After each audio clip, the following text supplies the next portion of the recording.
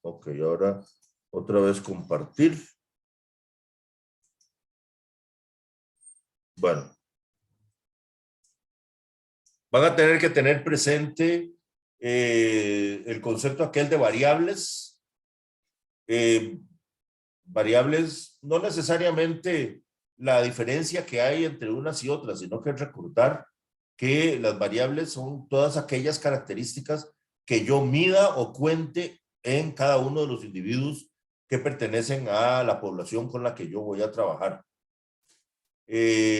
Habíamos hablado también de que no podíamos trabajar con una población porque las poblaciones eran muy grandes, que por eso era que teníamos que trabajar con una muestra y que la muestra obviamente tenía que ser representativa de la población, porque de lo contrario, pues entonces no me servía para nada.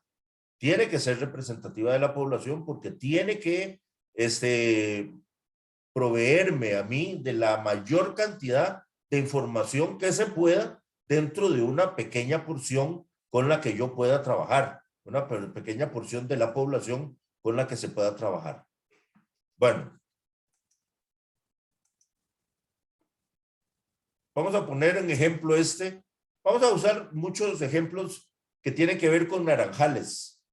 Yo tuve que trabajar mucho tiempo con los naranjeros de la zona norte, allá por el lado de Río Frío, y entonces por eso es que me quedó una gran cantidad de datos y cuestiones relacionadas con naranjas. Entonces, vamos a decir que la cosecha, toda la cosecha de naranjas, digamos, de la zona norte, viene a ser la población. Todas y cada una de las naranjas, de los miles y miles y miles y miles y miles de naranjas que se cosechan en esta zona del país, son mi población. Cada una de las naranjas son los individuos que componen mi población. Esa sería una población física. Sería una población física. De esta población, yo puedo sacar cientos y cientos de muestras.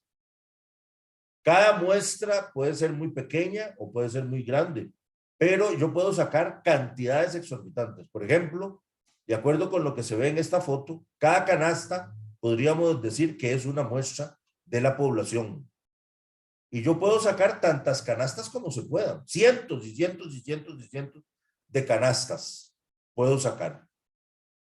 Fíjese que yo después puedo agarrar todas las naranjas de cada canasta, una por una, todas las canastas, todas las naranjas de cada canasta, y podría medir la circunferencia de cada naranja, podría medir la cantidad de jugo que se extrae, la acidez que tiene ese jugo de cada una de las naranjas, qué tan dulce es ese jugo de cada una de las naranjas. Y entonces fíjese que con el peso de la naranja, la circunferencia de la naranja, la cantidad de jugo que se sacó, la acidez de ese jugo, la cantidad de dulce que tiene ese jugo, yo ya tengo 5 variables cuantificadas en cada una de las naranjas. La naranja entonces es el individuo físico que compone mi muestra y que también compone la población, obviamente. Pero por cada una de las variables que yo cuantifico en este individuo, se me genera una muestra estadística. ¿Qué sería? Los datos. Serían 5 muestras estadísticas que yo tendría, una por cada una de las variables que yo cuantifico. Ahora, si midiera absolutamente todas las naranjas, los cientos y cientos de miles de naranjas, toda la población, pues entonces tendría poblaciones estadísticas por cada variable. Pero seamos prácticos. En realidad, lo que nosotros hacemos es medir y cuantificar variables en los individuos que componen mi muestra. Esos individuos, recuerden, fueron seleccionados de la población, fueron seleccionados aleatoriamente. para que no hubiera absolutamente ningún criterio que me condujera a mí a seleccionar aquella naranja o esta otra naranja, sino que simple y sencillamente las naranjas se seleccionan aleatoriamente. Y por eso es que cada una de las naranjas que componen la población tienen posibilidad de ser escogidas para formar parte de la muestra.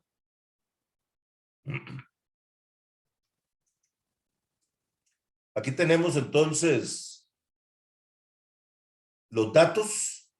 Aquí ya tenemos en físico, ya tenemos en papel, tenemos las muestras estadísticas, los datos de peso, los datos de dulzura, los datos de acidez de ese jugo. También tenemos una evaluación que dice mancha de ácaro, cantidad de la superficie de la cáscara que estaba afectada por los ácaros. Los ácaros se suben en la naranja y muerden la cáscara. Claro, es apenas una capita infinitesimal de la cáscara la que los ácaros, que son muy chiquiticos, pueden morder, pero al morder oxida la cáscara y entonces se le hace como un colorcillo rojo, como un colorcillo quemado a la cáscara y entonces eso es lo que se llama la mancha de ácaro. Esta variable mancha de ácaro es continua o es discreta. Alguien que sea voluntario. Es discreta. ¿Por qué es discreta? Porque no se puede decir qué tan mancha es, por ejemplo. Es una mancha y ya. ¿Alguna otra opinión?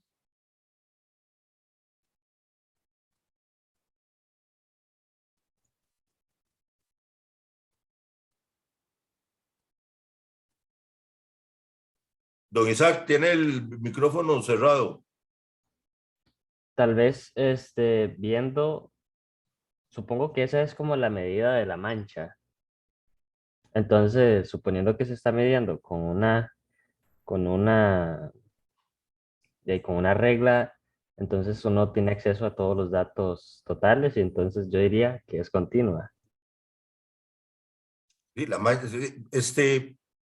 tal vez es que no está bien definida aquí mancha de ácaro. En realidad la mancha de ácaro se mide vía porcentaje de área afectada por la mancha de ácaro.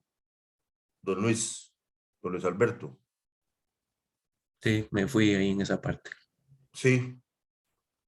El problema es que viste donde decía 61, 56, 39. Viste que no tenían decimales y entonces te fuiste. Correcto. ¿Verdad? Ahora, semillas. ¿Discreta o continua, don Luis Alberto?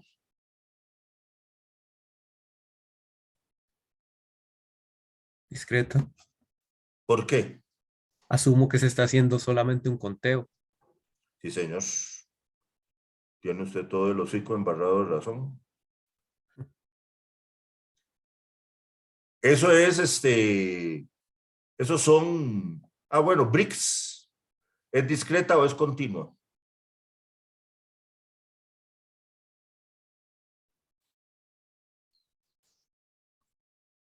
Esa yo creo que es continua porque se mide por grados. ¿Tiene cuántos Hz? 75. Y usted tiene el LOL puesto a 75 Hz, 80. Pero ¿por qué? ¿Para qué? Gracias, Luis, por allá. De hecho, creo que debí probarlo primero. ¿Qué pasó, don Andrés? Iba a decir de LOL. ¿Perdón? Don Andrés era que tenía el micrófono abierto. Sí, BRICS se mide con un aparatillo, se pone una gotita del jugo y se pone a que el aparatillo le dé la luz del sol. Y entonces, dependiendo de la difracción. Creo que es la difracción. No me crea mucho, pero tengo la impresión de que sí es la difracción. Los grados que se difracta la luz, me dicen la cantidad de dulce que tiene el jugo de esa naranja. Porque la difracción, los que desarrollaron este aparatito, es directamente proporcional a la cantidad de azúcar que tiene el jugo. Y el azúcar es la que produce que la densidad, de alguna manera, de ese jugo. Y entonces difracta más o menos, dependiendo de si hay más o menos azúcar. Entonces sí es una variable continua, porque es una escala. Lo que pasa es que allí yo puse grados Brix sin decimales y sin nada. ¿No? Pero sí es una variable continua. pH es una variable continua, mancha de ácaro es una variable continua, semillas, de acuerdo con lo que dice don Luis Alberto, es una variable discreta, porque sí es un conteo de semillas el que se hace. Bueno, cada una de estas muestras que tenemos acá, estas muestras estadísticas, pues obviamente forman parte de una población estadística, ¿verdad? Una población estadística que yo la imagino, obviamente no la tengo, nada más la imagino, ¿verdad? Sé que podría eventualmente existir si hubiera alguien que tenga tantísima paciencia como para poderse medir naranja por naranja todo de una cosecha, ¿verdad? Y eso obviamente no va a pasar. Con esos datos de una muestra de la población, una muestra estadística, yo puedo trabajar y formar una figura que se llama histograma de frecuencias. Hago referencia específica a esta figura que se llama histograma de frecuencias, a pesar de que no estamos hablando de métodos gráficos, vamos a referirnos a el histograma. Primero que nada, vamos a hacer una tabla de frecuencias. Y fíjense que cada una de estas, bueno, las tablas estas de frecuencia, la que tenemos allí en la diapositiva, presenta 13 secciones. 13 secciones a las que llamamos clases. Entonces, vamos a coger el valor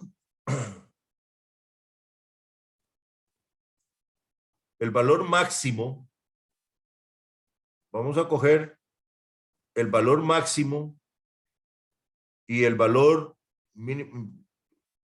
Bueno, nada importa. Y el valor mínimo, y esto lo vamos a partir en pedacitos. A cada uno de estos pedacitos yo le voy a llamar clase. Fíjense que aquí tengo 13 clases. Luego voy a ver, dentro de mis datos, voy a ver cuántos datos hay en cada una de las clases.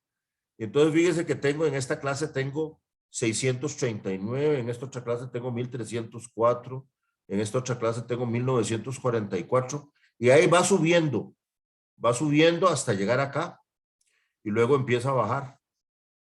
¿Verdad? Vea cómo va acá, va subiendo, ¿verdad? Y luego va bajando. Todas, absolutamente todas las variables van a tener este comportamiento. Por eso es que a este histograma de frecuencias, de cierta manera nosotros lo vamos a llamar la distribución de la variable. Porque me representa todos los valores que puede asumir la variable. Pero fíjese que es interesante. Hay algunos valores que son muy fáciles de asumir. Fíjese que qué montón de estos valores hay. Por ejemplo, para la clase 7, todos aquellos valores que están entre 246 y 262, ¿verdad? Son 2124 datos que tengo yo en mi muestra. Pero de ahí en adelante baja, después baja más, baja más, baja más. Las frecuencias con que están representados en la muestra, esos datos que reflejan obviamente la cantidad de ellos mismos, de esos mismos datos en la población. Entonces, ¿qué es la característica que nosotros vemos en esta distribución de la variable? Bueno, la primera clase, vamos a ver.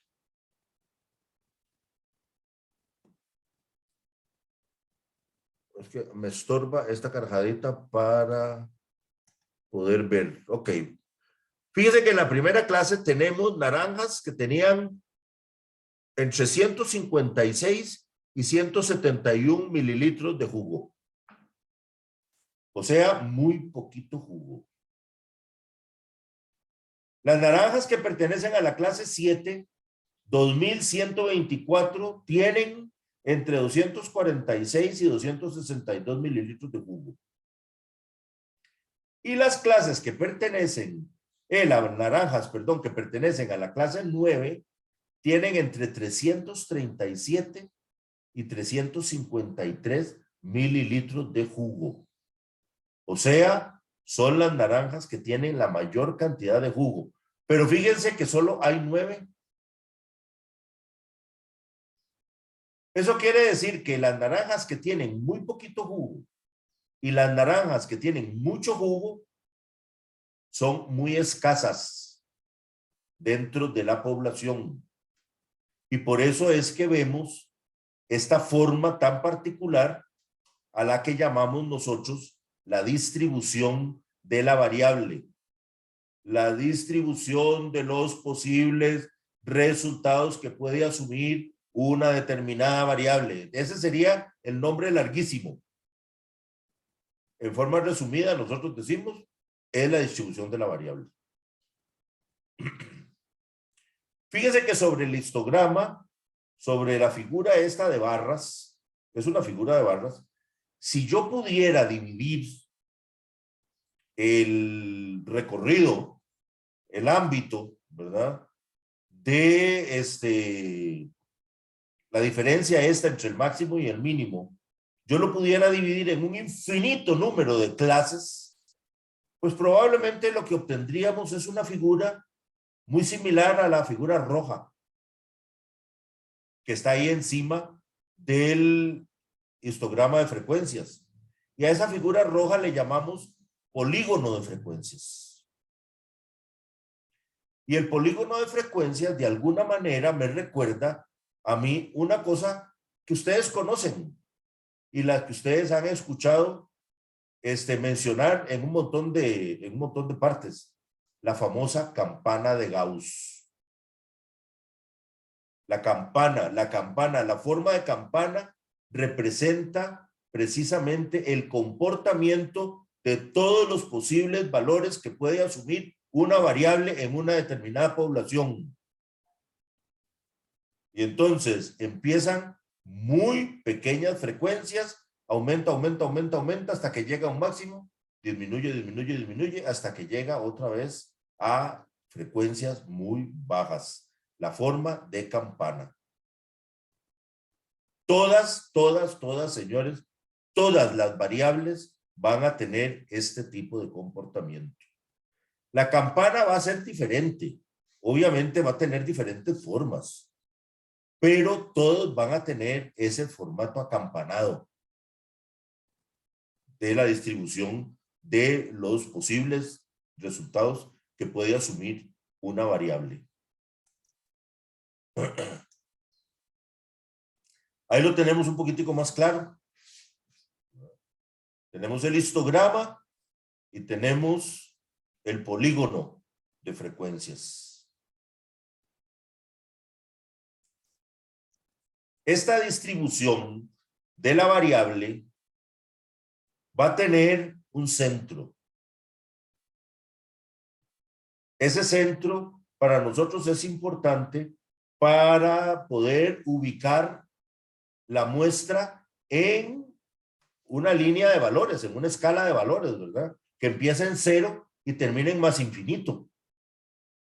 ¿Cuál es el promedio? Bueno, el promedio debe andar en los 200 y pico, 240, 250 mililitros.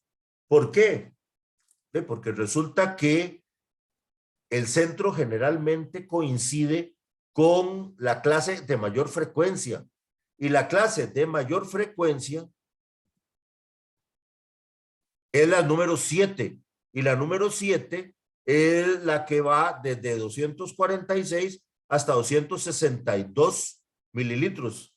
Tenemos ahí en la misma tabla de frecuencias, tenemos el valor medio de la clase.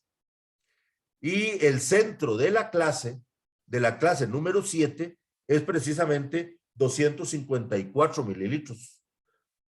Entonces, el promedio, la media, el centro de esta distribución debe andar muy cercano a 254, 255 mililitros. Lo tenemos que calcular, lo tenemos que averiguar de alguna manera.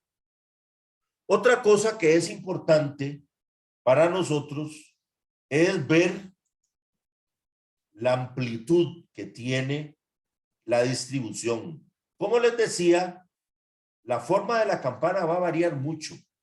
Nos vamos a encontrar con campanas que son, no hemos llegado allí, campanas que son más abiertas, campanas que son más cerradas, campanas que tienen pero muy definido el centro, porque es un pico muy elevado, o campanas que no tienen tan definido el centro porque son campanas muy aplastadas.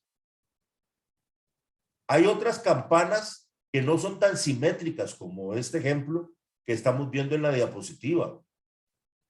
Hay campanas que más bien están torcidas. Tienen el pico el apelotonamiento de gente está como corrido hacia la izquierda o hacia la derecha. Entonces nosotros decimos en esos casos que la población o la distribución de la variable es sesgada. Sesgada hacia la izquierda, sesgada hacia la derecha, y nosotros vamos a ser capaces de poder medir ese sesgo. Pero bueno, estábamos hablando de la amplitud. Vamos a tener entonces campanas independientemente de para dónde tiene la pelota, ¿verdad? Va a haber campanas que son más cerradas y campanas que son más abiertas. Entonces, yo necesito ubicar el centro. O sea, ¿dónde se ubica la pelota de gente? ¿Y qué tan amplio es la campana? Entonces, fíjese una cosa. El centro me va a ubicar la población o la muestra en la escala de 0 a más infinito. Ahí me lo va a ubicar. Y esta otra flecha que me habla de la amplitud me va a decir qué tan variable es la variable. ¿Qué tanto varía? ¿Qué tanto varía? Porque hay variables que no varían nada. Como por ejemplo, ustedes pueden ver acá en esta tabla de datos. Aquí yo tengo el número de semillas. 4, 5, 2, 4, 1, 6, 2, 1, 2, 4, 7, 1, 5, 4. Pero fíjense que se repite y se repite y se repite 4, 5, 4, 5, 4, 5. De vez en cuando sale un 1. De vez en cuando sale un 6. Sale un 7. Pero eso es excepcional. Normalmente nos vamos a encontrar 4, 5, 4, 5, 4, 5, 4, 5. Lo mismo que en BRICS. Vea usted, 2, 2, 4, 4, 3, 7, 4, 2, 5, 5, 1, 4, 7, 7, 2, 3, 2, 3, 4. Estas dos variables son muy poco variables. En cambio, el peso de la naranja, si es muy variable, perdón, no era la cantidad de jugo lo que teníamos, lo que estábamos haciendo el histograma de frecuencias, era con la variable peso de la naranja, disculpen. Entonces no es que produjo jugo, sino que pesó. Hay naranjas que pesan muy poquito, hay naranjas que pesan mucho. Eso era lo que teníamos que decir entonces. El peso de la variable peso de la naranja sí es muy variable. En cambio, estas otras no son tan variables.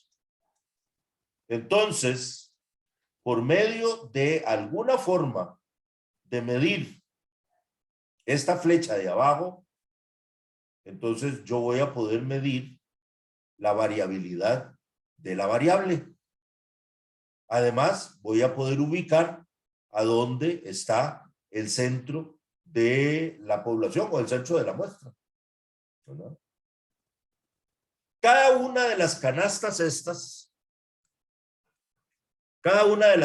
estas que habíamos dicho que es una muestra, con cada una de esas canastas yo voy a tener datos del peso de cada una de esas naranjas y voy a poder construir un histograma de frecuencias.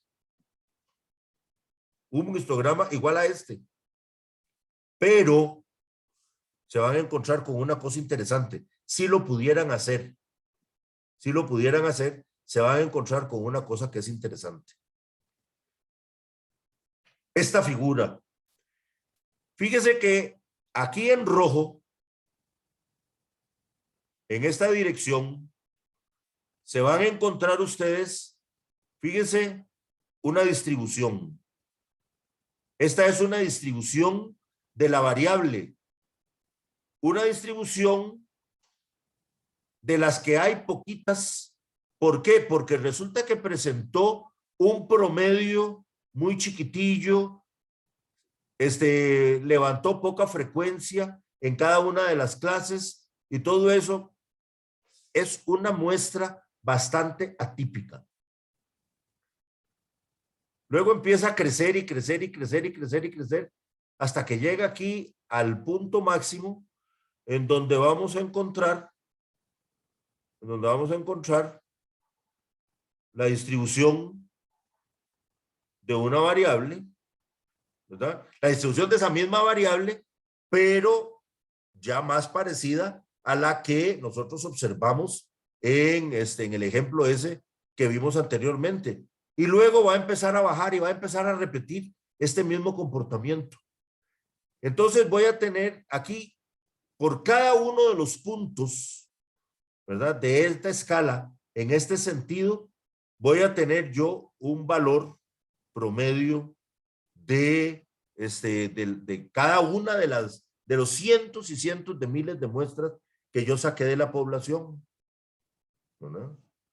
Al final, yo puedo reunir los promedios de todas y cada una de esas muestras y observen que la distribución del promedio también es una campana.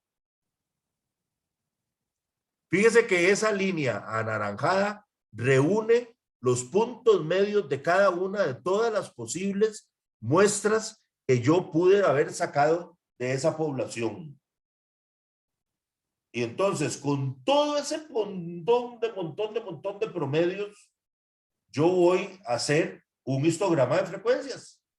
Y el histograma de frecuencias va a ser una campana, pero va a ser una cosa interesante.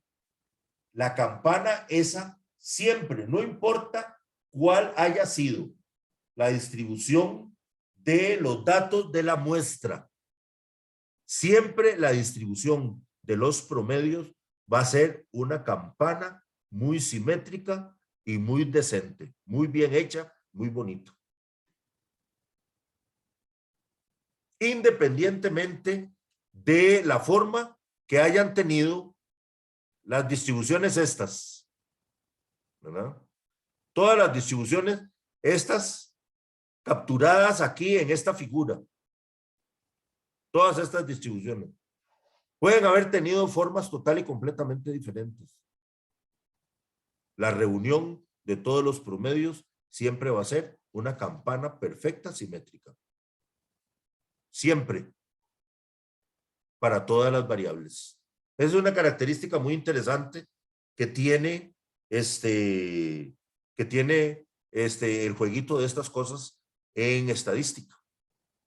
Pero bueno, eventualmente nosotros vamos a venir a repetir este concepto.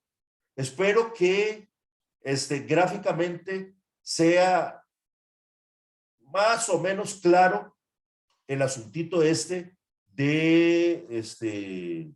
la distribución de los promedios, ¿no? Una cosa entonces, señores, es la distribución de los datos de la muestra. La distribución de los datos de la muestra están acá, en estas distribuciones rojas que están acá, ¿verdad? Bueno, y en todas las demás que siguen ahí para abajo.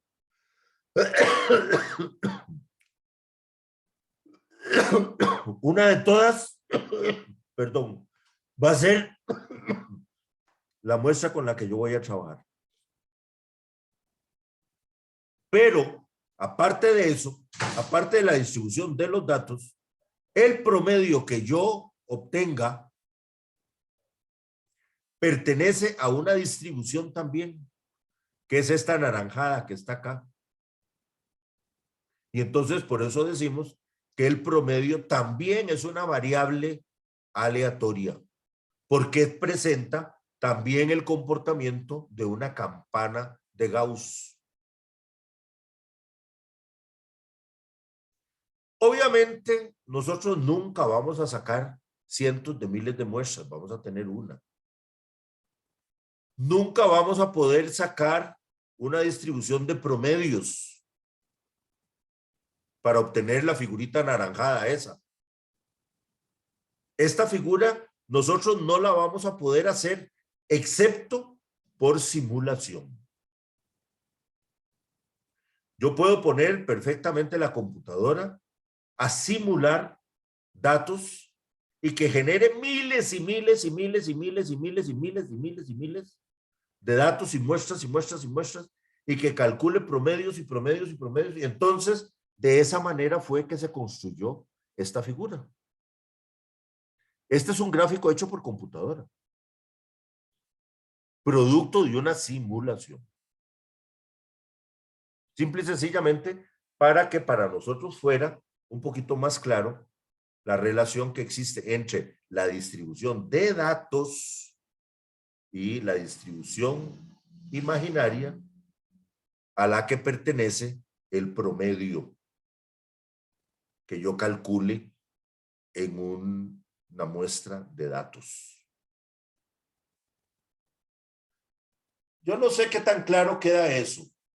Si no queda claro, pregunten ahora, porque es importante que entendamos esta relación. La diferencia de la distribución de los datos de una muestra y la distribución del promedio calculado con los datos de esa muestra.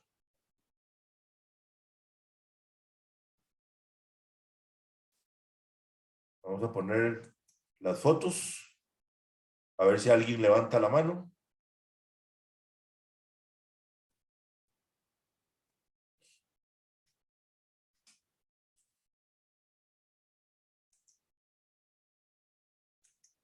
Pues no veo a nadie levantando la mano.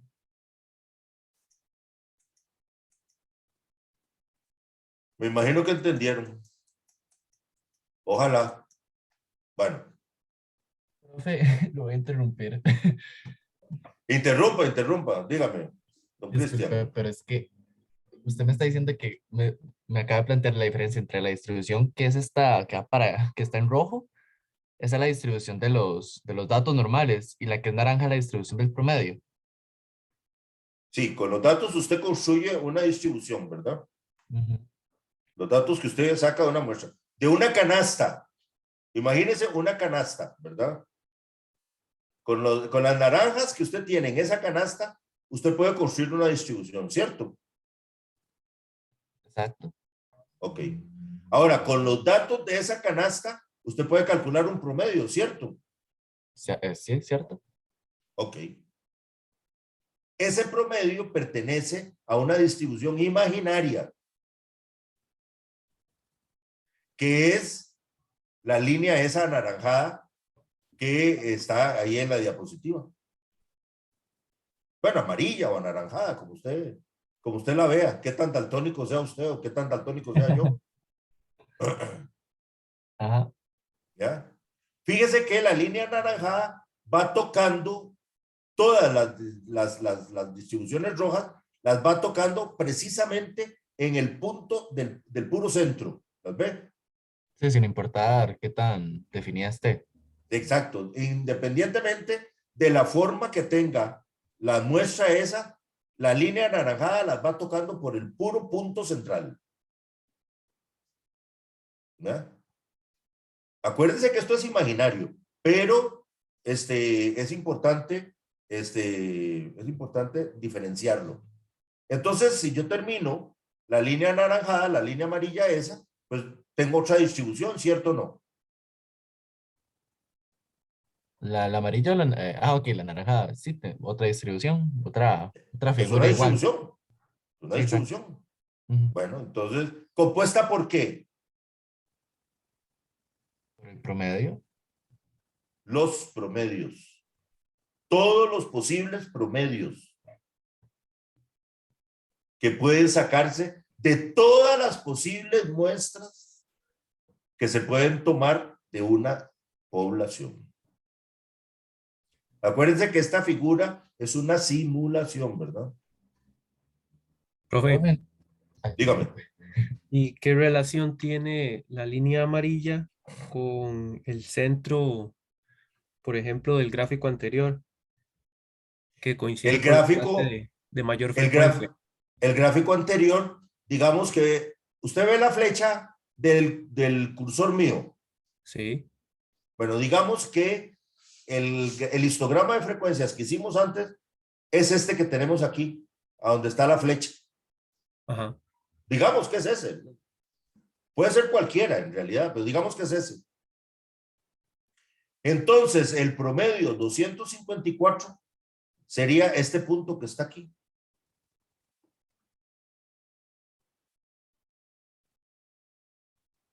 Otra muestra me va a dar otro promedio. Otra muestra me va a dar otro promedio. Otra muestra me va a dar otro promedio. Cada una de las muestras que yo saque de la población me va a dar un promedio diferente. ujú, Algunos promedios van a ser muy chiquitillos. Algunos promedios van a ser muy grandes.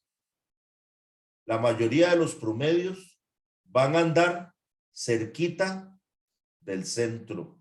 Y fíjese que esto es como un pañuelo al cual yo le agarré el centro y lo levanté. Observa. sí, Ok. Resulta que esto yo lo puedo, este pañuelo, la figura esta, yo la puedo formar o porque lo pellizco en el centro y lo jalo para arriba, o porque meto un palito por debajo y empujo el pañuelo para arriba, ¿cierto? sí. Ok. El palito ese que mete por debajo y levanta el pañuelo, ese palito es precisamente la media poblacional. Entonces quiere decir que en esa simulación están involucrados varios canastos de naranjas, porque tomó varias muestras, Ah, miles de canastos de naranja. pero por lo general uno en campo trabaja con una o dos muestras, pero Cuando la mucho. simulación puede dar de infinidad entonces. Claro, usted en una simulación, usted puede decirle a la computadora que genere 1.000.000 de muestras Ah, ok. y que de cada muestra calcule promedio. y la computadora se lo hace en 2 tacacazos. Y entonces después usted le dice que fabrique este gráfico. ¿Cómo va a fabricar el gráfico? Muy sencillo, con la distribución de datos de cada una de las muestras. 1.000.000 de figuras va a construir. Y entonces póngamelas así, ordenaditas como están las rojas, allí. Y una vez que tengan todas las rojas ordenaditas, 1.000.000 de distribuciones de esas, entonces dibújeme la distribución de todos los puntos centrales de todas las distribuciones rojas esas, y entonces se obtiene la línea amarilla, la línea anaranjada, pues. Y fíjese que el punto máximo de la línea anaranjada es exactamente en el punto en donde está el palito que por debajo levantó el pañuelo, que coincide con precisamente la media poblacional. Todos y cada uno de los promedios que yo obtengo por vía de muestra simplemente son estimaciones que yo hago del promedio poblacional. Recuerden que el promedio poblacional yo nunca lo voy a poder medir. Yo nunca voy a poder saber de qué tamaño es el palito que está debajo de este pañuelo. Nunca lo voy a saber, jamás. Lo único que yo puedo hacer es estimar ese tamaño.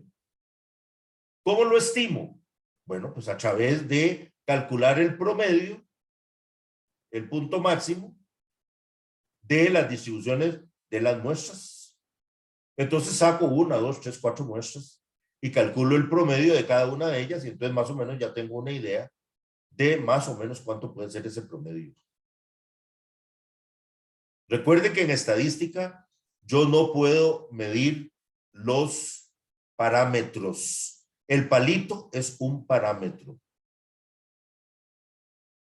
Parámetro poblacional. El promedio que yo obtengo con la muestra, esa es una estimación. Porque estima el parámetro. Lo que se conoce también como un estadístico. También se conoce como un estadístico. Sí. Correcto. Generalmente el estadístico no necesariamente es el valor del promedio, sino que el estadístico es principalmente la fórmula para obtener la estimación. Yo creo que todo eso está ahora más adelante. Lo que pasa es que nos quedamos aquí conversando con la figurita esta enfrente, porque es precisamente de ella que estamos conversando, ¿verdad? Pero si ustedes la retienen en su mente, creo que podemos avanzar y hablar de un poquillo de cosas más, que creo que son todas estas cosas de las que hemos hablado. Las medidas de tendencia central. Entonces, las medidas de tendencia central son, como habíamos mencionado anteriormente, aquellas que de alguna manera me definen el centro de la distribución de la variable. Esas son la media o promedio, que esa es la que más nosotros utilizamos. Y obtenemos por medio de la formulita esta que tenemos aquí abajo. El promedio generalmente se representa con este simbolito Y, y al cual se le pone una barrita encima. También lo van a encontrar como X con una barrita encima. Es más mejor utilizar una Y con una barrita encima, porque son precisamente los valores de Y los que nosotros utilizamos para calcular el promedio. ¿Y cómo lo calculamos? Es muy sencillo. La sumatoria de todos los datos. Fíjese que allí en la formulita los datos se representan como una Y sub I. Entonces el Y1, el Y2, el Y3, el Y4, el Y5, hasta decir el YN. Todos los datos de una muestra. Los divido entre n, que es el tamaño de la muestra. Y entonces obtengo el valor, le obtengo la estimación.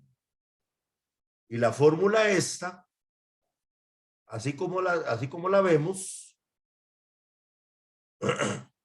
como la vemos acá, esto es a lo que llaman estadístico, don Luis Alberto. O también en algunos casos ustedes lo van a encontrar como estimador. El estimador del parámetro mu.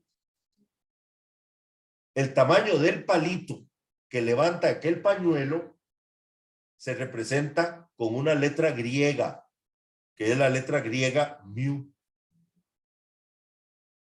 Y entonces el estimador o el estadístico, para poder estimar ese parámetro, es esta fórmula que tenemos acá. Y entonces obtenemos una estimación. ¿Cuál estimación? Sepa Judas, hay muchas. Con el histograma que nosotros acabamos de construir, obtuvimos un promedio como de 254, por ahí. Esa es una posible estimación.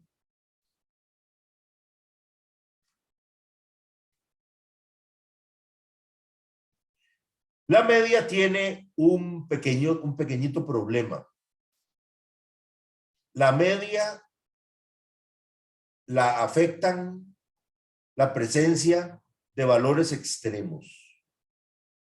Y resulta que hay veces en que se cuelan dentro de mi muestra, se cuelan valores atípicos, total y completamente atípicos. Como las muestras son aleatorias, hay veces en que se cuelan valores atípicos. Por ejemplo, vean el ejemplillo ese que yo puse allí.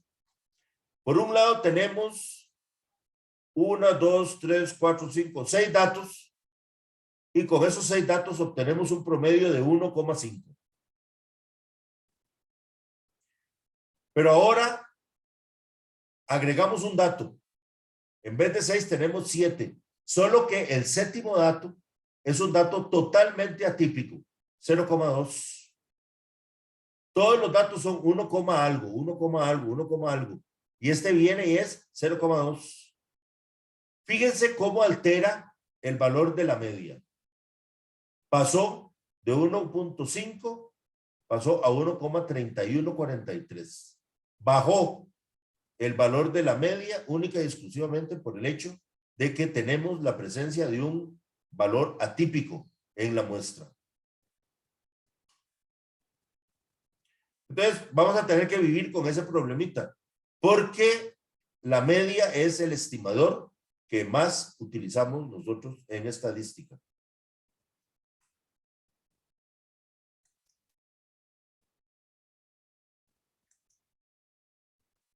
Vamos a ver.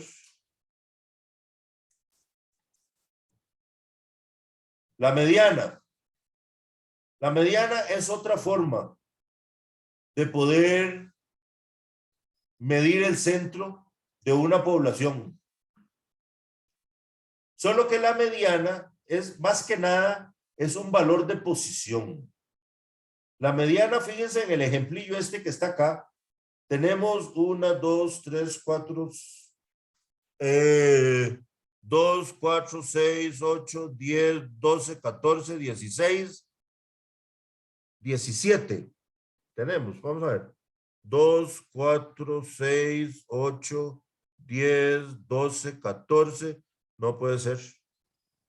Sí, 17. 1, 2, 3, 4, 5, 6, 7, 8, 9, 10, 11, 12, 13, 14, 15, 16, 17.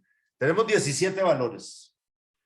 Entonces, esos 17 valores los ordenamos de menor a mayor.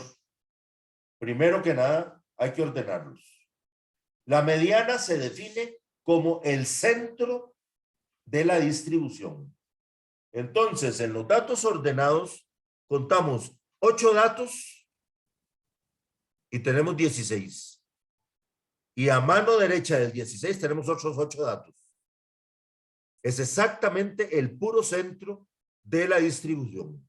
16, esa es la mediana.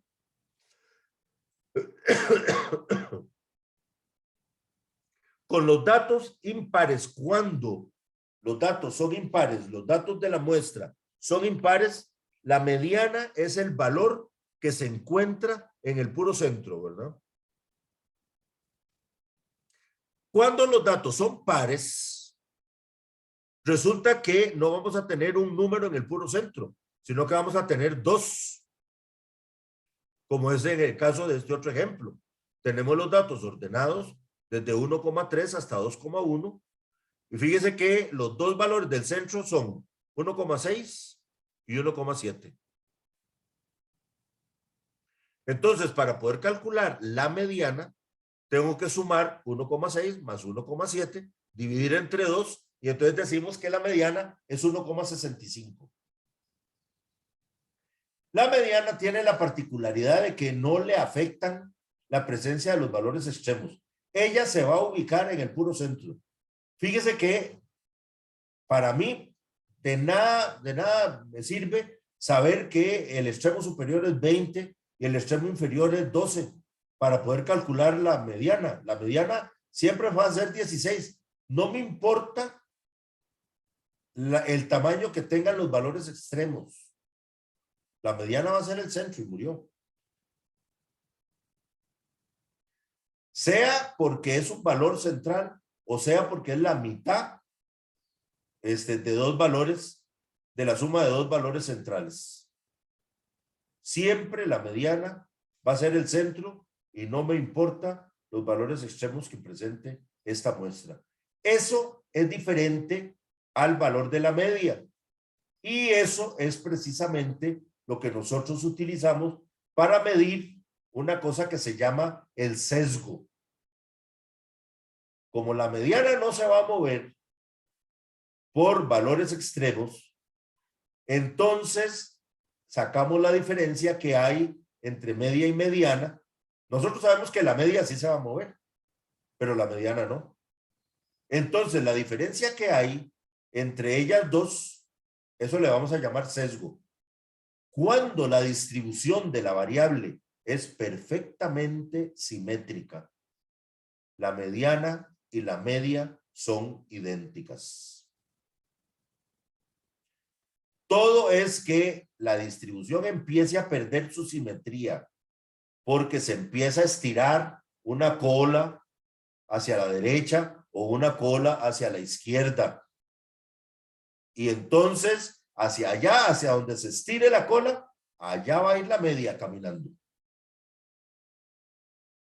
Y entonces empieza a crecer el sesgo.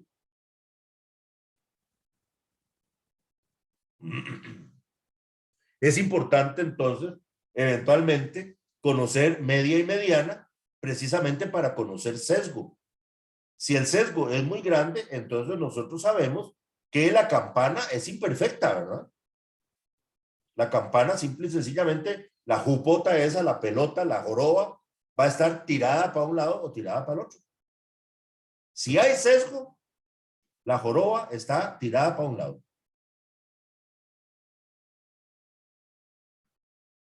Y eso nosotros lo vamos a averiguar por diferencia entre media y mediana. Entonces, fíjense que ya nosotros podemos hacer una pequeña operación con los datos que me caracterizan la distribución de la variable. Ya yo no tengo que ver la figura.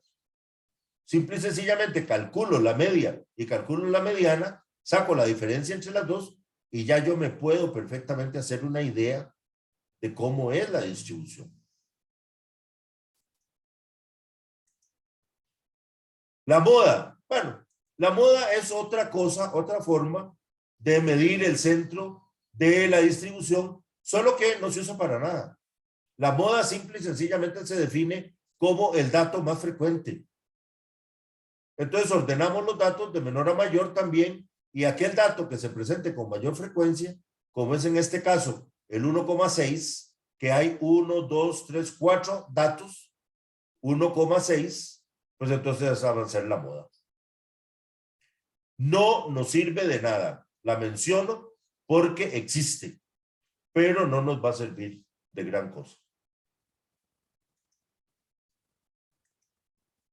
Las medidas de variabilidad. Bueno, Ya ubicamos el centro de la distribución, pero ahora yo necesito saber cuál es la amplitud de esa campana. ¿Qué tan ancha es la campana? ¿Qué tan abierta es la campana? Entonces necesito una medida de variabilidad. Y las medidas de variabilidad son varias. La más común, bueno, la primera que se menciona como una medida de variabilidad es el rango. Ustedes lo van a encontrar en los libros todavía como rango. Sin embargo, la Academia de la Lengua dice que rango no existe en español con ese significado. Que en realidad lo que nosotros debemos utilizar es ámbito o recorrido. Bueno, el ámbito del recorrido es la diferencia que hay entre el dato mayor y el dato menor. Entonces, si el rango es muy grande, entonces decimos que la variable es muy variable. Si el rango es muy chiquitillo, decimos que la variable es poco variable. Pero observen el problema que hay con este asuntito del rango. Vamos a dibujar acá. Vamos a tener, dibujar es decir mucho. Pero vamos a tener aquí un rango. Este es el valor mínimo y este es el valor máximo. Entonces, podemos tener una distribución que es así. Podemos tener una distribución que es así. Podemos tener una distribución que es así. Podemos tener una distribución que es así. Podemos tener una distribución que es así. O sea, dentro del mismo rango podemos tener cualquier cantidad de formas de distribución, formas de campanas. Y entonces, el rango, si es muy grande o es muy pequeño, en realidad no me dice qué tan variable o qué tan poco variable es la variable. Me da una idea, pero definitivamente no es una buena medida.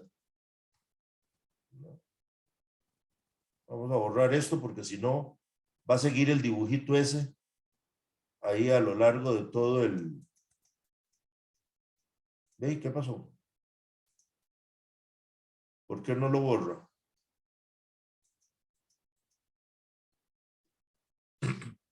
Bueno, pero como que no pasa el dibujito.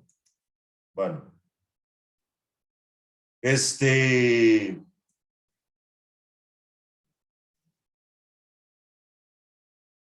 Ok, esto ya lo habíamos dicho. Si podemos dividir el ámbito en infinidad de clases, vamos a obtener una distribución que es un polígono de frecuencias, que es la figurita esta roja que tenemos en este ejemplo. Esto era lo que les decía en aquel dibujo. Mira, no me acordaba que había hecho este dibujo. Fíjese que en un mismo rango yo puedo tener cualquier cantidad de formas de distribución y cada una de ellas, vea por ejemplo esta distribución azul que está ahí, que es la más picuda de todas. Esa variable en realidad no es tan variable.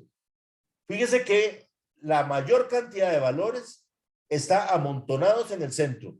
Sí hay un par de datillos chiquitillos y hay un par de datillos grandes, pero la mayor cantidad de datos está concentrado en el centro. Entonces, por la presencia de los datillos esos que están en los extremos, pues, no podemos decir que la variable es muy variable.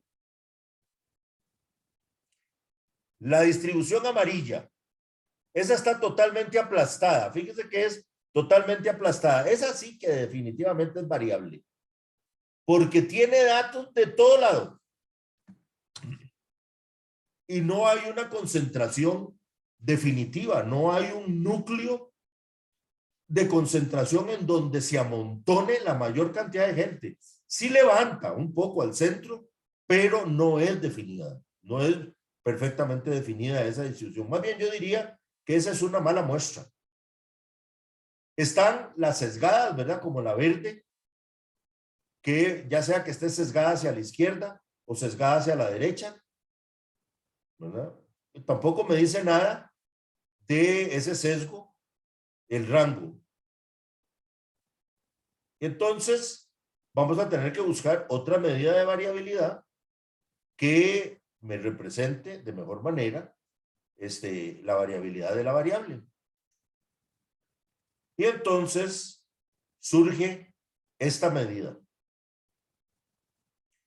Cada puntillo azul que tenemos ahí en el plano es un dato. Y la flecha roja que está en el centro es el promedio. El promedio de todos los datos esos, de todos los puntitos azules. Entonces, fíjese que entre el dato y el promedio hay una distancia, que son las lineecitas estas azules, que van desde la bolita azul hasta la flecha roja. Esas son las diferencias que existen entre el dato y la media. Yo puedo hacer una colección de esas diferencias. Fíjese que si yo tengo muchas diferencias pequeñitas, eso quiere decir que tengo muchos datos cerquita del promedio, ¿cierto? Y entonces vamos a tener una distribución como muy cerrada. Tal vez una campana que se abre en la parte de abajo, pero va a tener un pico, una joroba pero muy definida, tal vez muy alta, porque si tenemos muchas diferencias chiquiticas, eso quiere decir que vamos a tener altas frecuencias en las clases del puro centro, y entonces vamos a tener un histograma con un pico elevado en el centro. Si tenemos muchas diferencias grandes, entonces eso quiere decir que vamos a tener columnas, vamos a tener barras grandes, igual al principio y a la mitad. Vamos a tener frecuencias muy distribuidas. ¿Eso qué quiere decir? Que me va a dar una distribución ligeramente plana, ligeramente aplastada, porque no va a tener, digamos, un pico así perfectamente definido, levantado en el centro, porque puede ser que levante al centro, pero no levanta tanto, porque tenemos barras también con buenas frecuencias en la parte de abajo y en la parte de arriba. Entonces, fíjese que de alguna manera, conocer la cantidad de diferencias estas me habla a mí de no solo de la variabilidad de la variable, sino que también de alguna forma me habla un poco de si la distribución me presenta una buena joroba bien definida o no. Y obviamente después sacamos la diferencia entre la media y la mediana y vamos a ver si es sesgada o no es sesgada. Pero entonces fíjese que aquí ya vamos más o menos vislumbrando una posible medida de variabilidad decente. Tenemos aquí los datos. El promedio es 1.46. Y entonces a todos los datos yo les resto 1.46. Y entonces vamos a tener ahí todas las diferencias. Hay diferencias que son negativas. Hay diferencias que son positivas, obvio. Tenemos un pequeño problema. Si yo quiero sacar un promedio de estas diferencias, tendría que sacar una suma de todas estas diferencias y dividir entre el número de diferencias. El problema es que la suma de las diferencias es 0. Esa es otra característica que tiene la media. Todas las diferencias de los datos con respecto a la media se anulan. Y la sumatoria de esas diferencias es 0. Profesor, ¿podría repetir eso que acaba de decir? La sumatoria de las diferencias que hay entre los datos y la media es 0. Se anulan. Fíjense que tenemos ahí menos 0,6, punto 34, menos punto 36, menos 0,6, más 0,04. O sea, hay positivas y hay negativas. Si ustedes suman las positivas y suman las negativas, va a ver que son iguales esas sumas. Y por lo tanto, entonces, los positivos van a anular a los negativos y por lo tanto, entonces, la suma es 0. Esa es una característica de la media. Siempre, siempre, siempre. La diferencia que hay entre los datos y su media, la sumatoria de esas diferencias se va a anular. Va a ser 0. Entonces, ya no vamos a poder calcular un promedio de diferencias. Pero entonces alguien dijo, muy sencillo, saquemos el valor absoluto. Y al valor absoluto estamos eliminando el signo y entonces sí podemos sacar un promedio de esas diferencias. Entonces fíjense que si tengo un montón de promedios, de diferencias pequeñas, ese promedio va a ser pequeño. Si tenemos un montón de diferencias grandes, ese promedio va a ser grande. Bueno, interesante, pero el asuntito de calcular el valor absoluto es ligeramente complicado para manejar en un programa. Y entonces no se volvió a utilizar lo que se llama la desviación media. El promedio calculado por vía de valor absoluto se llama desviación media y entonces no se volvió a utilizar porque es incómodo programar. Ya cuando empezaron a surgir las computadoras y a sacar programas y todo ese montón de cosas, entonces ya se dejó de utilizar Entonces dijeron, bueno, otra forma que hay de eliminar el valor negativo, o sea, el signo negativo, es si yo elevo al cuadrado.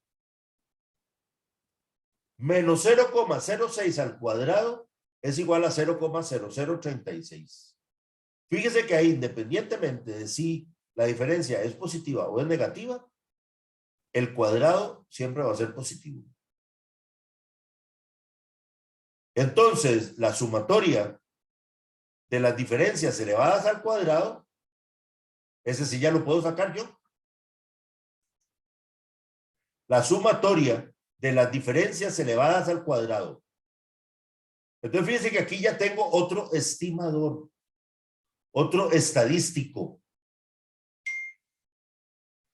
Este estimador estima la variabilidad que hay en la población, la amplitud de aquella figura anaranjada que teníamos en el grafiquillo hecho por simulación. La amplitud de esa figura anaranjada, eso es lo que vamos a estimar. Y estimamos por medio de los datos de la muestra. Después vamos a ver cómo es que se estima. Resulta que, si ustedes ven esto de X sub I, ve aquí, estoy usando X sub I en vez de utilizar Y sub I y Y barra. En vez de utilizar eso, todo estoy usando X. Debería corregir eso. Debería corregirlo para que sea más legal. Pero bueno, por mientras tanto, digamos que es así. Fíjese que esto que se llama aquí X sub I menos X barra y todo eso elevado al cuadrado, si a ustedes les gusta la matemática, eso les tiene que sonar a una cosa que se llamaba fórmulas notables. ¿Vieron alguna vez ustedes algo que se llama fórmulas notables? La primera, la segunda y la tercera fórmula notable. Yo Se sí, queden profesor. callados. ¿Ah? Sí, eso es, y esa es la segunda fórmula notable. Es la segunda fórmula notable. Qué dicha que por lo menos alguien dijo que sí las había visto. Pues yo creí que ya las habían eliminado de los programas de matemáticas de colegio. Esto es una fórmula notable. Y como fórmula notable que es, entonces hay que sacar el desarrollo de esta fórmula notable. Y utilizando también un poco de matemática ahí que tenía que ver con la simplificación, entonces vamos a obtener esta fórmula. La sumatoria de los x u y, cada uno elevado al cuadrado, menos la sumatoria toda elevada al cuadrado entre n y todo dividido entre n menos 1. Vamos a obtener esta fórmula y esta fórmula decimos que es el estimador de la variancia. La variancia se representa con la letra griega. Qué raro que no lo haya puesto yo acá. Vamos a ver. La variancia se representa con la letra griega sigma. Sigma cuadrado es la variancia. Esto es el parámetro de la población. Recuerden que esto es imaginario, ¿verdad? Esto sabemos que existe, pero nunca lo vamos a ver. Le saco la raíz cuadrada y entonces voy a obtener la desviación estándar. Y la desviación estándar es lo que nosotros vamos a utilizar mañana, tarde y noche. Entonces ya tenemos una medida de variabilidad bastante decente y tenemos una medida que me indica el centro de la distribución bastante decente. La media y la desviación estándar. Y con eso yo ya puedo definir la forma que tiene la distribución de la variable con que estoy trabajando. Le arrimamos un par de cositas más y ya vamos a saber si tenemos una distribución sesgada o no, etcétera, etcétera. Ya no necesito el dibujo. Los números me hablan. Los números me dicen cómo es la forma.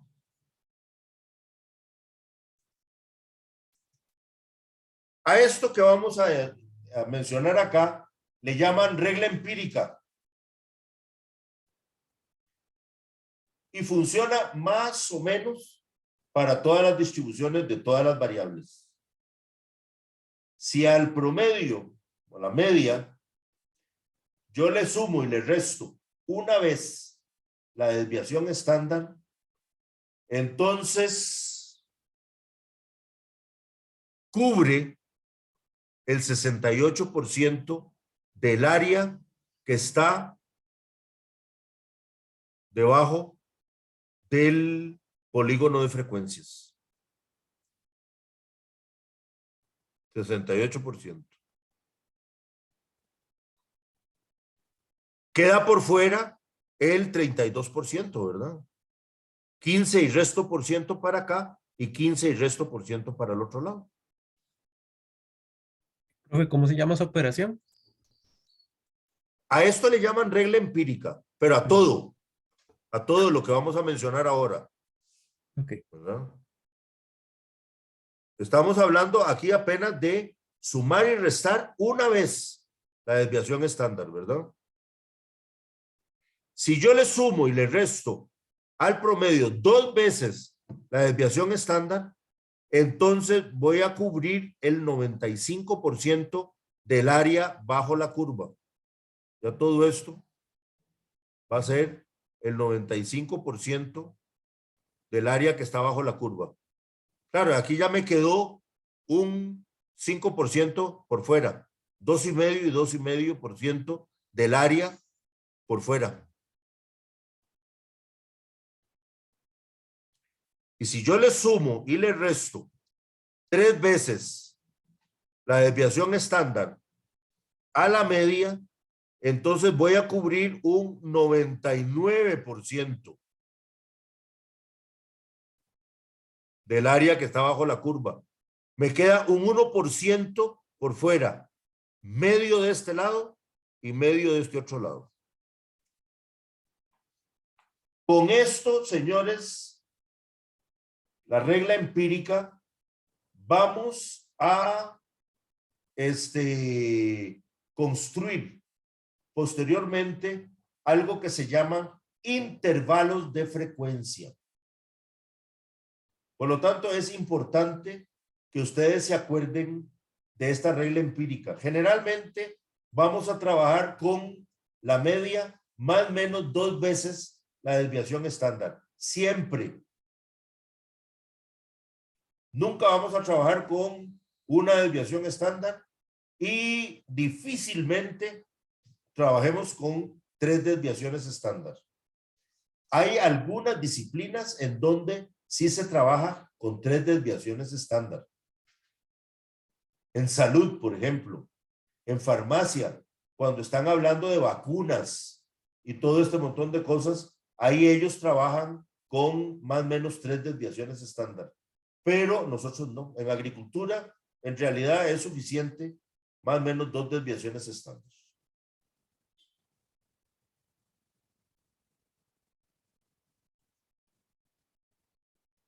Vamos a ver qué más hay después de esto. Ok. El coeficiente de variación. Muy importante. El coeficiente de variación se define como la desviación estándar entre la media por 100. Entonces, fíjese que la desviación estándar tiene unidades. Digamos que gramos. Seguimos hablando nosotros del peso de las naranjas. La desviación estándar tiene unidades que son gramos. La media también va a tener unidades que son gramos. Entonces, al dividir desviación estándar entre media, gramos con gramos se va, multiplico por 100 y entonces el coeficiente de variación es igual a un porcentaje. Es un término relativo. No tiene unidades. Y entonces el coeficiente de variación es ideal para producir comparaciones entre poblaciones, entre muestras. Yo me refiero indistintamente a muestras y poblaciones, porque recuerden que las muestras de una u otra manera me están representando a las poblaciones, ¿verdad? Entonces, si yo hablo de la muestra, es lo mismo que decir, me estoy refiriendo a la población a la que pertenece. Entonces, por eso es que yo menciono siempre 2 veces la muestra o población o muestra. Pero sepan y entiendan que nosotros con lo que trabajamos es con muestras. No se les olvide eso, por favor. Vamos a ver qué más hay acá. Tamaño de la muestra. Esto es importante. Estos grafiquitos. Fíjense que esto también es producto de una simulación. Fíjense que aquí tenemos 40 muestras. 40 muestras y cada muestra era de 10 datos. Cada puntito de estos es el promedio que se obtuvo con la muestra, ¿verdad? Tengo 40 puntitos. Tamaño 10 la muestra. Cada puntito entonces es el promedio. Fíjense que este que está aquí en la línea, que está aquí en el puro centro, es el promedio de promedios. Observen que los puntitos están muy alejados del promedio de promedios. Vean este otro. Aquí yo aumento el tamaño de la muestra. Son 30 datos cada una de las muestras. Sigo teniendo 40 muestras. Aquí tengo 40 puntitos, pero fíjese que ahora los puntitos se están acercando al centro. Y aquí tengo 100 datos cada muestra. Observen cómo se acercaron los puntitos al promedio de promedios. Fíjense que conforme yo aumento el tamaño de la muestra, mis estimaciones van siendo cada vez mejores y mejores y mejores. Con una muestra pequeña de 10, mi estimación es mala. Fíjense que yo no voy a tener 40 muestras, yo voy a tener una, acaso 2. Pero entonces imagínense que si yo pretendo estimar el promedio, el parámetro poblacional con una muestra de 10 datos, pues ni siquiera cerca le voy a andar. Porque los puntillos de esas muestras, de ese tamaño, me dan muy alejados del centro y entonces no le voy a andar pero ni cerca al parámetro. Aumento el tamaño de la muestra a 30 y aquí ya me acerco un poco más. Ya la estimación que yo obtenga va a ser bastante más cercana al valor real del parámetro. Y ya si aumento el tamaño a 100, me voy a acercar más. Y si lo aumento a 200, me voy a acercar más. Y conforme yo vaya aumentando y aumentando y aumentando el tamaño de muestra, los puntitos se van a ir acercando cada vez más y más y más y más y más hacia este centro.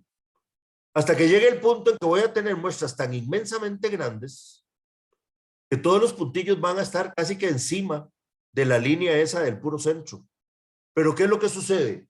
Resulta que nosotros definitivamente no podemos trabajar con muestras que son inmensamente grandes. Esto yo se los quería mostrar a ustedes para que se den cuenta de que en el tamaño de la muestra yo tengo que tomar en cuenta precisamente este concepto, ¿verdad?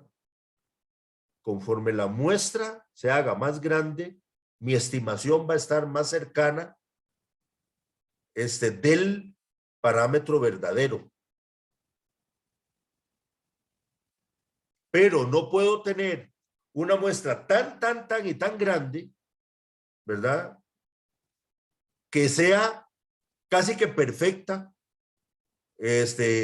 con respecto al valor del parámetro. Por la simple y sencilla razón de que la cantidad de trabajo que me va a implicar una muestra de ese tamaño es imposible de lograr. Entonces yo voy a tener que ponderar exactitud, precisión y capacidad de trabajo.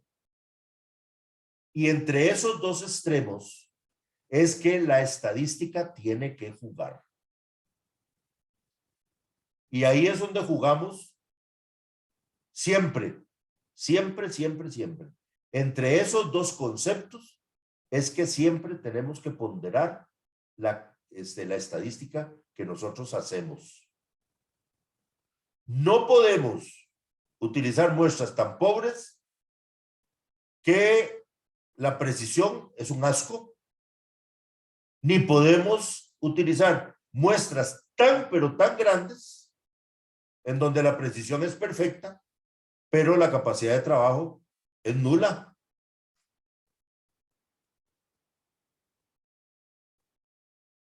Hay un grafiquillo que es interesante que yo no lo puse acá, pero podemos hacer una aproximación. Aquí yo tengo, en este eje tengo la precisión y aquí tengo el tamaño de muestra. Y entonces la precisión es una figura que es así. Conforme aumenta el tamaño de la muestra, baja la precisión. Contrario a lo que yo les estoy diciendo acá, conforme aumenta el tamaño de la muestra, aumenta la precisión. Pero en la realidad, el asunto es así. ¿Por qué? Por la capacidad de trabajo. Es tanto el trabajo que tenemos que hacer con muestras grandes que las mediciones que nosotros obtenemos, las estimaciones que obtenemos, son malísimas. Son malísimas porque ya no las hacemos con cuidado. Ya las hacemos casi que al ojo, porque ya estamos tan hartos, pero tan hartos de medir y medir y medir y medir, y de contar y contar y contar y contar y contar, que simple y sencillamente ya empezamos a inventar números y empezamos a generar números con el puro ojo, y ya no me traigan más, ni un solo canasto más, por el amor de Dios. Y entonces la precisión se va al suelo. En la realidad, entonces, el tamaño de la muestra, en teoría, aumenta la precisión. En la práctica, más bien baja. Entonces, no podemos bajar mucho la precisión. Tenemos que tener una buena precisión, pero tenemos que tener una buena capacidad de trabajo también. Entonces nos vamos a tener que situar en esta gráfica. De alguna manera, nos vamos a tener que situar en un punto en donde ponderemos ambas cosas. Obtener una buena precisión con una buena capacidad de trabajo.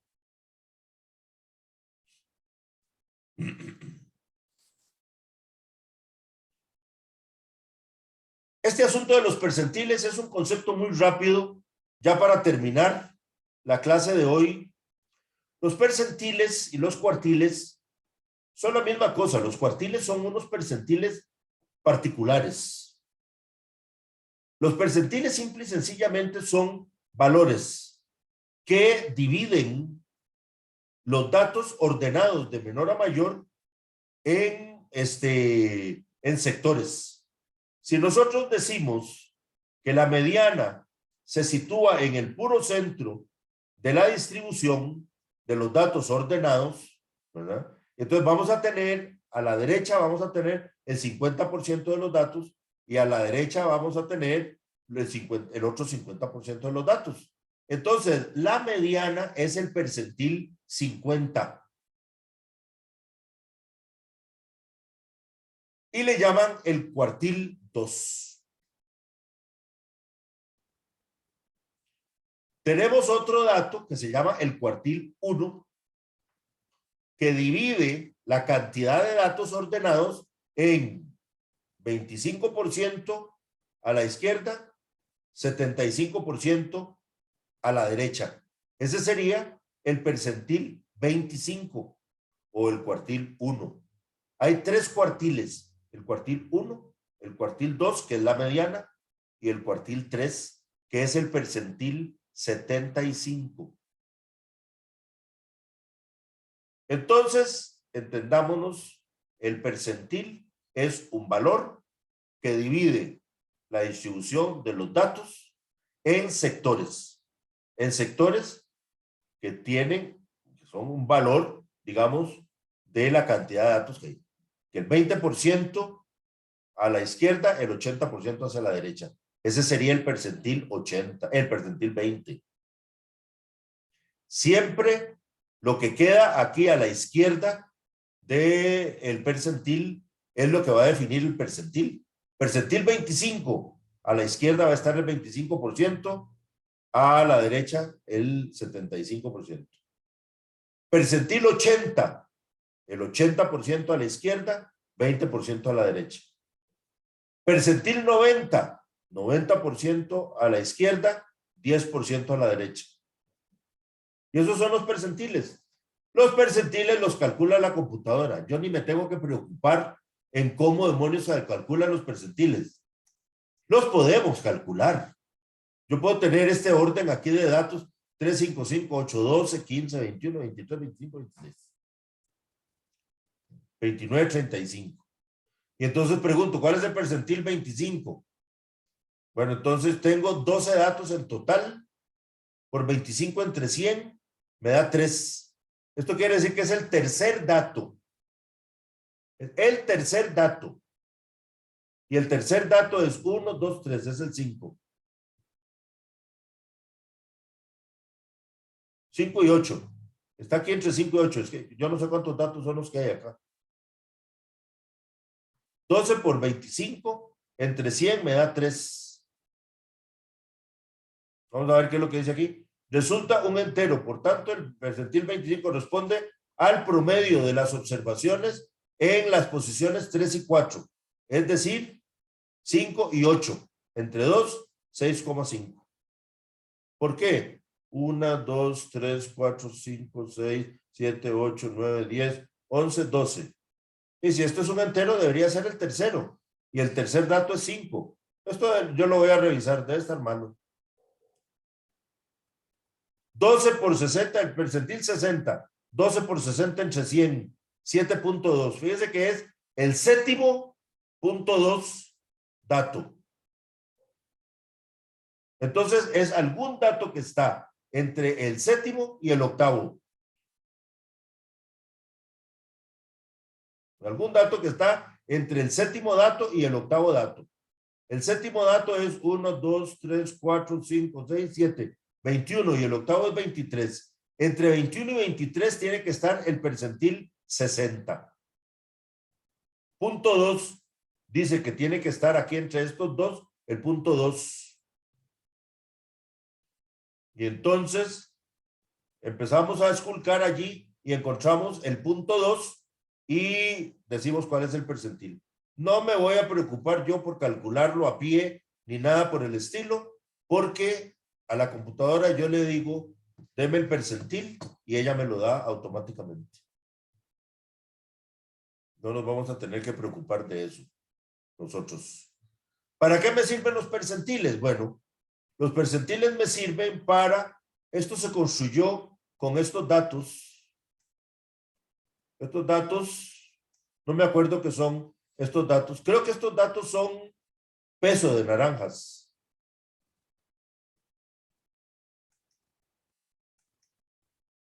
Con esos datos se construyen, con los percentiles, se construyen las figuras de caja. Y las figuras de caja ahora están de moda. En todos lados salen las condenadas figuras de caja.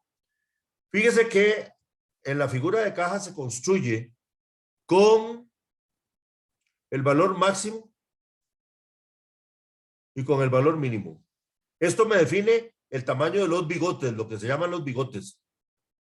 La caja va a estar definida por el percentil 25 y por el percentil 75. Ese es el tamaño de la caja. De ahí en adelante, el bigote para arriba y aquí el bigote para abajo. Cuando hay un valor que está totalmente atípico, ustedes se van a encontrar un puntito fuera de los bigotes. En el centro de la caja va a estar el percentil 50, o sea, la mediana. Y dentro de la caja, la mayoría de las veces dentro de la caja, hay veces en que la distribución es tan terriblemente sesgada que este valor se sale de la caja. Pero dentro de la caja generalmente ustedes van a encontrar un punto y ese punto es la media. Y la diferencia que hay entre la media y la mediana, ese va a ser el sesgo. Entonces fíjese que si la caja es muy grande, ¿verdad? A esto le llaman el recorrido intercuartílico.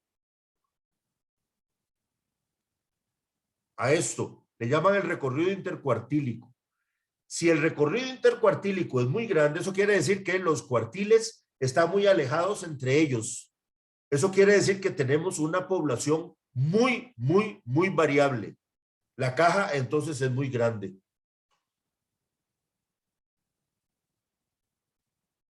Si la separación entre la mediana y el punto de la media es muy grande, entonces tenemos una distribución muy sesgada.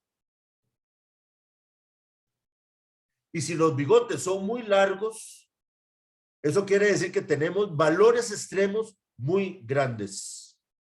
Y que la media obviamente entonces va a estar terriblemente afectada y vamos a tener distribuciones, pero que son un garabato.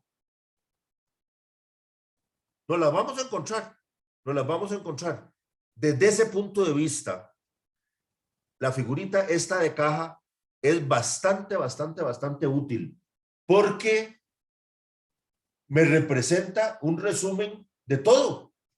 Las medidas de tendencia central, me indica la variabilidad, me habla del tamaño del sesgo, me dice si hay valores fuera de norma, me indica de todo, me indica cuál es el centro. Todo. Es una perfecta representación de la población. Bueno, entonces, vea usted, ya salió una figura más que podemos perfectamente interpretar conociendo ya el valor de los datos de tendencia central y los datos de variabilidad representados en términos de figura. Luego ustedes agarran esta figura y le hacen toda la estética que ustedes quieran con lo que aprendimos a hacer con el grafiquillo de dispersión en la práctica. Eso quiere decir que ya me debe tocar el jarabe para la tos. Bueno, señores. ¿Preguntas? Si tienen preguntas hasta el momento, voy a dejar de compartir.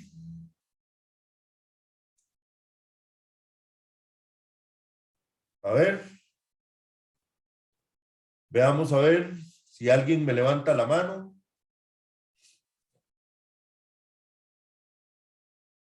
Josan al final no llegó, ¿verdad?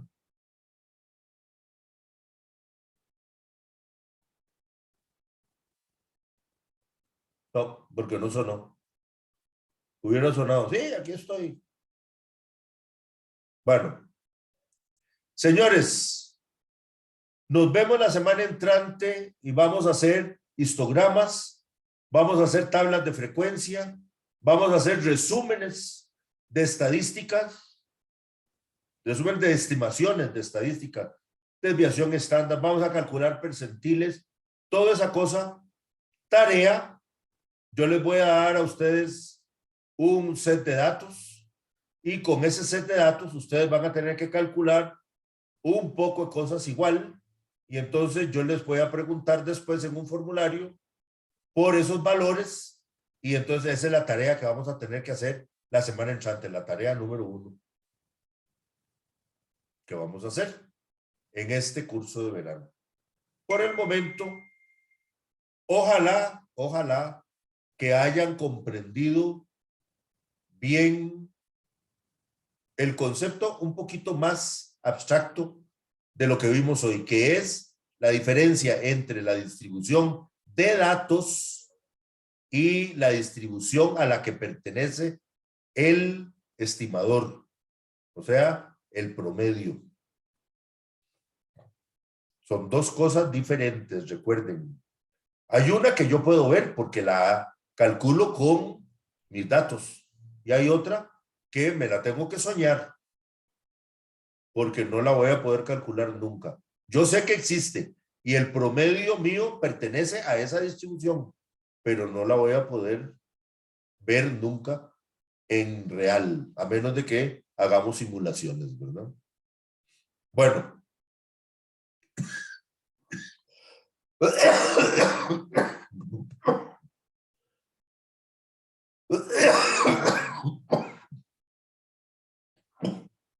Ya mi tos no quiere seguir. No quiere seguir hablando. Señores, recuerden los que nos vimos ayer y que se fue la luz. Yo voy a subir un enlace de Zoom para vernos el viernes en la tarde como quedamos. A todos ustedes, nos vemos entonces la semana entrante. Que pasen un buen fin de semana. Cuídense.